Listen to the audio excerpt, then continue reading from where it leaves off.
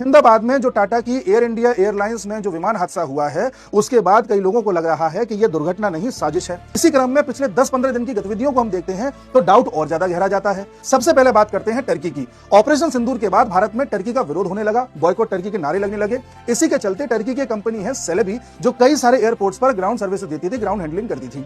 भारत में दिल्ली, मुंबई और अहमदाबाद के जो एयरपोर्ट हैं, उन्होंने कहा कि हमें इस टर्की की कंपनी की सेवाएं नहीं लेनी।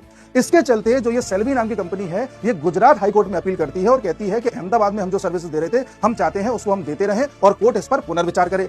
अब 5 जून को गुजरात हाईकोर्ट ये कहती है कि भाई हम तुम्हारी इस प्ली को खारिज करते हैं और तुम सेवाएं नहीं दे सकते। ये तारीख थी 5 जून। इसी बीच भारत की डीजीसीए कई एयरपोर्ट्स पर सरप्राइज चेकिंग कर रही थी, जिस दौरान उसे 4 जगह टर्किश एयरलाइन में एक्सप्लोजिव मिले, जहां पर सामान ले जाने के नाम पर कुछ एक्सप्लोजिव वहां रखे हुए थे और डीजीसीए को ये बताया नहीं गया था। डीजीसीए ने इनको वार्न किया और ये बोला कि अगली बार से अगर आप इस टाइप का कोई सामान लेकर के जाएं तो हमसे अनुमति लें, पूरी तरह से हमें चीजें बताएं, उसके बाद ही लेकर के जाएं। यह तारीख थी 6 जून। इसी बीच 8 जून को भारत में कई प्रो फिलिस्तीन इस्लामिक ऑर्गेनाइजेशंस जैसे the Indian people in solidarity with फिलिस्तीन जैसे ग्रुप्स टाटा के विरोध में आंदोलन कर रहे थे और इनका कहना यह था कि हमें टाटा को बॉयकॉट करना चाहिए, क्योंकि टाटा समूह इजराइल के साथ मिलकर के काम कर रहा है और यह फिलिस्तीन के विरोध में है। टाटा की हर कंपनी का विरोध किया जा रहा था। इसी बीच 10 जून को खबर आती है कि पन्नू ने भी एक वीडियो रिलीज करके प्रधानमंत्री मोदी के बारे में बोला है कि जब वो G7 की मीटिंग करने के लिए कनाडा आएंगे, तब हम उनका घेराव करेंगे और उनकी राजनीति का अंत करेंगे, क्योंकि उन्होंने निज्जर को मरवाया है।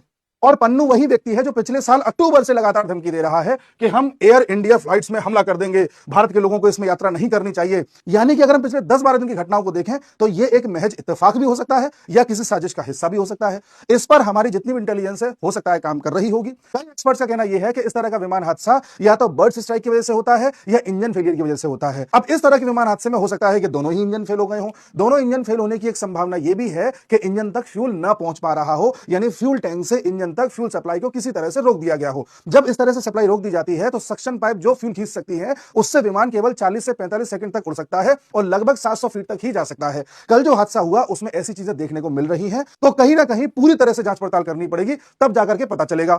यानी कि जांच पड़ताल में यह भी देखा जाना चाहिए कि कौन कौन वो लोग थे जो लास्ट मोमेंट पर सारी चेकिंग करके गए थे। कोई अन्य व्यक्ति तो विमान के पास नहीं आया था, या विमान के वॉल्व को बंद तो नहीं कर दिया गया था। यह सारी गुत्थी जब सुलझेगी तब पता चलेगा कि यह साजिश थी या हादसा।